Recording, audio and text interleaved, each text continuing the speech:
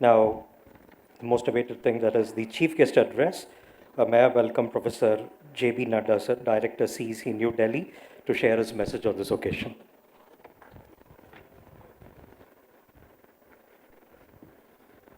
Good morning to all of you. Honorable Vice Chancellor Ravinder ji, Honorable Vice Chancellor Gauri ji, Additional Director Shrivastava Saab ji, Mushalli ji, and Mrinali ji, and all other guests and friends sitting across. It is always very exciting to come to Hyderabad. Whenever there's an opportunity, and when I get an opportunity to come to Hyderabad, I do come. It is wonderful meeting the Vice Chancellor also. He's very dynamic and a very good friend of ours. Whenever he's in Delhi, he meets us. And so is the vibrant EMRC that we have in Hyderabad. And as Rajneesh ji was telling that we completed MOOCs, and Hyderabad also completed MOOCs, and we delivered it on 28th of February this year as committed to the government.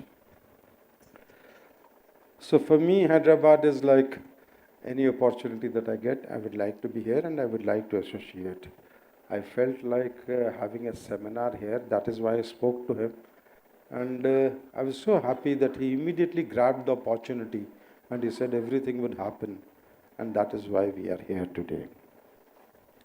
Although I have the written text to share with you, but then most of the things have already been spelt out by other members. I see here that there are academic leaders, there are teachers who propose to make MOOCs, there are students also who may use MOOCs. So we have got three categories of audience which is available.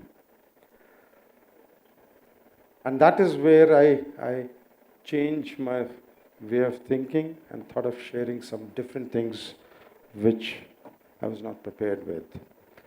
As far as academic leaders is concerned, sir, we are in a totally different business.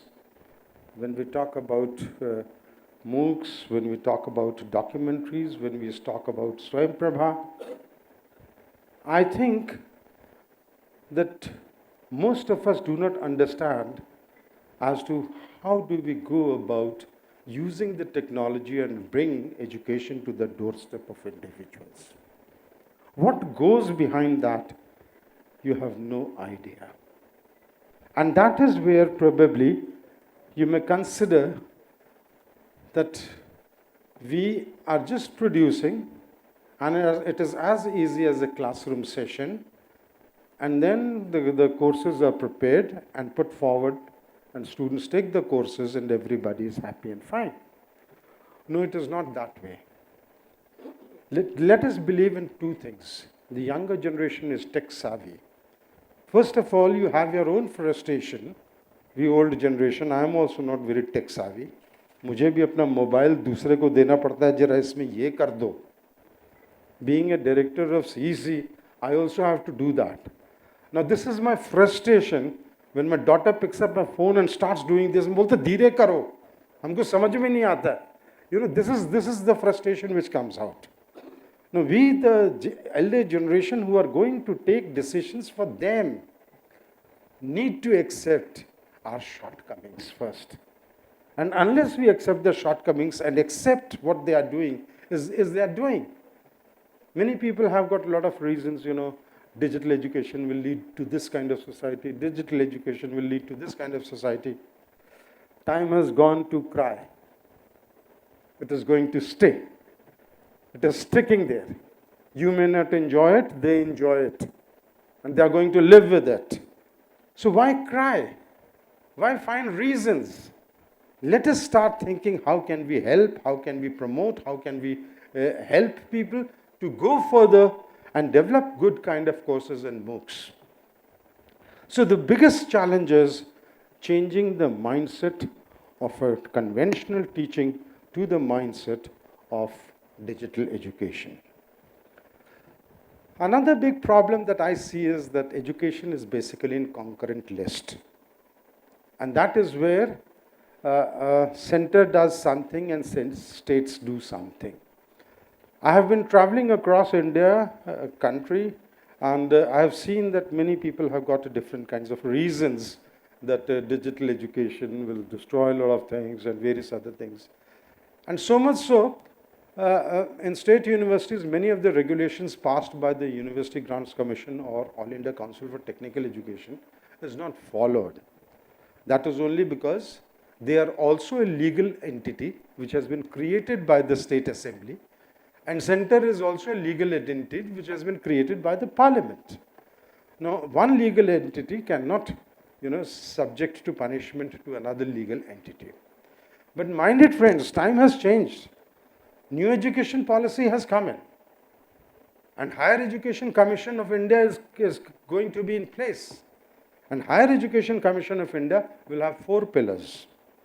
One is academic, the whole academic framework. The second is the regulatory part of it. The third is the accreditation. And the fourth is funding and finance to the institutions. Now, if these 4 are there, and it is a central government, it's a catch in itself.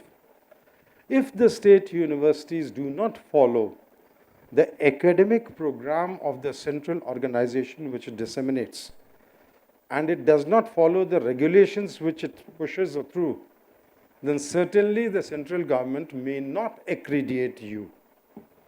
And once you are not accredited, it may just be a situation that your credibility in the market is not as strong as those organizations which are being accredited. So it's a catch situation. You have to follow the framework of academics and you have to follow the framework of regulations.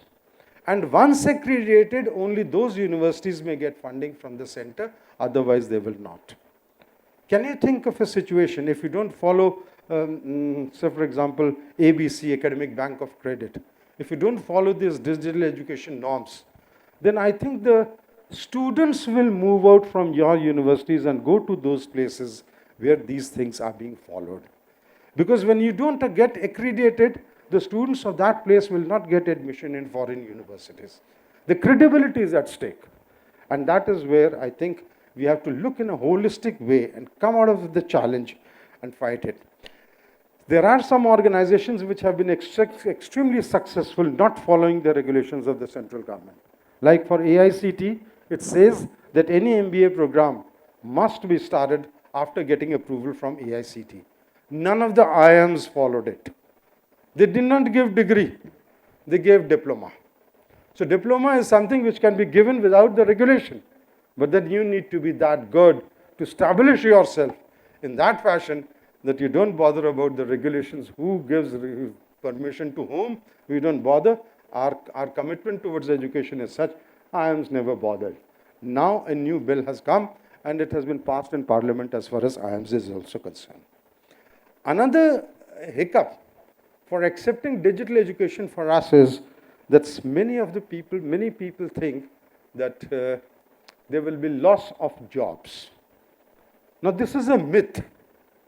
This is a myth, I say, because at this point of time, only 27% gross enrollment ratio exists in India.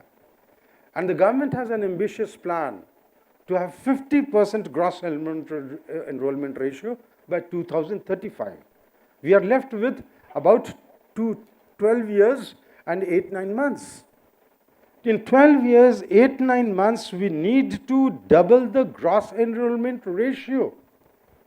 Now, we have got 1,100 universities existing in India, private and public both, and about 40 to 50,000 colleges. In 70 years, you have got 1,100 universities and 40 to 50,000 colleges. I'm so sure that these many number of colleges and universities cannot come up in 12 years' time. So digital is the only answer. That is why we are talking about digital education. So it is going to stay. Let's get out of that mindset that, we can fight it out. No. Let's accept the needs of the children and go ahead with it. Because we, can only enroll, should you believe, and I feel extremely happy that when we started in 2017-18, we had got 5,000 students registered. Now today on SWAYAM, we have got 26,000 students registered with us. That is what we have earned. And if we have not earned, the teachers have earned. How good do you feel that you have just been, working with 40 students in the class, and now you have got 10,000 students and 15,000 students following you on different courses. Certainly, the number of students depend on the kind of subject also. If you run a maths program, if you run a physics program, if you run these kinds of programs, you will have more students. But then you talk about Sanskrit, you talk about music, you talk about other things.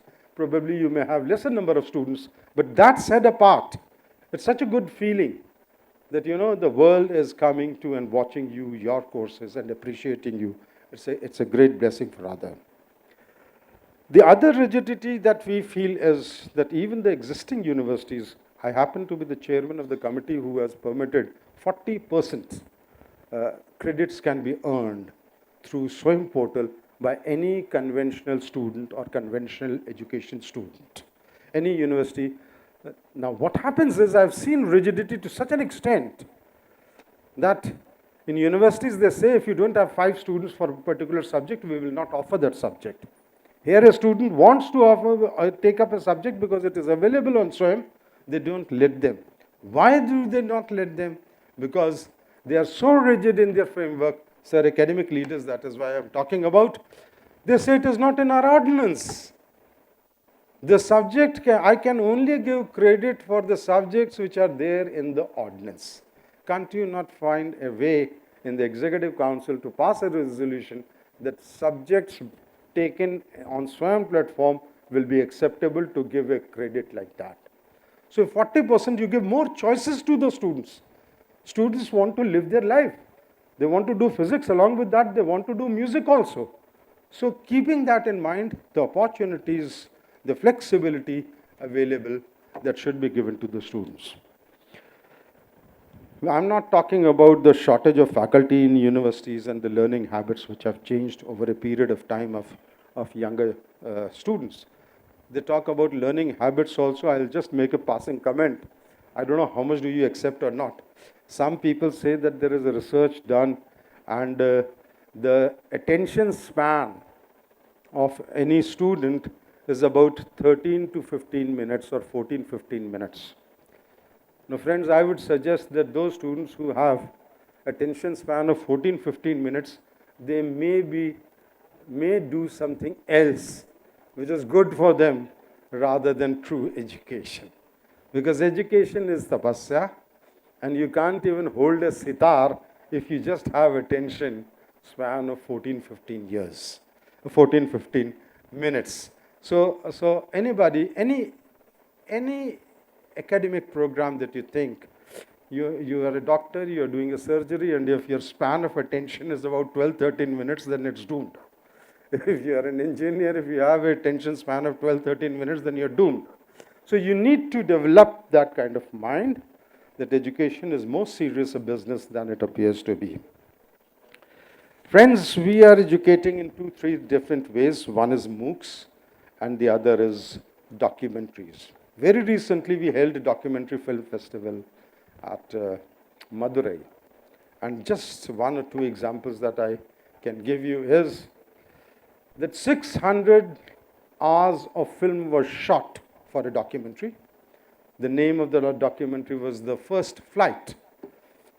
And out of those 600 years of shooting and researching, 45 minutes documentary came out. Right? Can you imagine what kind of work has gone behind that? It's not easy. 600 hours. And it talks about 2 birds that they meet, then they mate, then they lay eggs, and they're hatched, and then the male feeds all of them together, and then the first flight the child takes. It takes about 4 or 5 months with 3 cameras on, all the time watching them, and then shooting.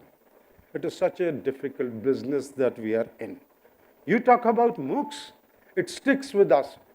But the only advantage is that is where I encourage you, you can always reshoot it. You can always do it better. You have an opportunity. And if you are able to do these kinds of things, I think it would be a great service to the nation, because we want people to get an opportunity to study as the government wishes, and it is their fundamental right also. So I'm talking about documentaries which are made. There are two professions. One is movie and the other is politics. Anybody can make any kind of comment. You make a movie of 500 crores of 2-hour duration, and in 5 minutes the people will say बकवास है. अरे उसके पीछे क्या गया है आपको अंदाज ही नहीं है. अगर मैं किसी को बोलता हूँ, somebody asks me send a bite, so easy to say that send a bite, but for that bite people come, somebody is putting mic to me, somebody is putting some powder, somebody is looking at the light, somebody is looking, 7-8 people around me, and then I give 2 minutes bite. It takes 3 hours of this. Calculate 6 into 3, 18 man hours have gone just because of a 2-minute bite. This is how it works. We work hard. You do not know what happens behind the scene.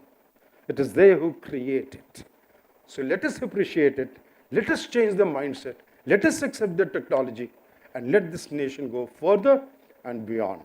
I wish you all success for the seminar, and I will be participating in here and there, and look forward that it comes out with the outcomes. Thank you very much. Thank you so much, sir, for your inspirational message. And it was listening through the horse's mouth, all the details of the MOOC and the documentaries there. Let me tell, sir, I have done a course from IIT Kharagpur through MOOCs, and under the leadership of Pranali ma'am and Raja Bitla sir, had involved in translating a lot of modules for MOOCs from English to Telugu as well in our EMRC center. Always indebted for them.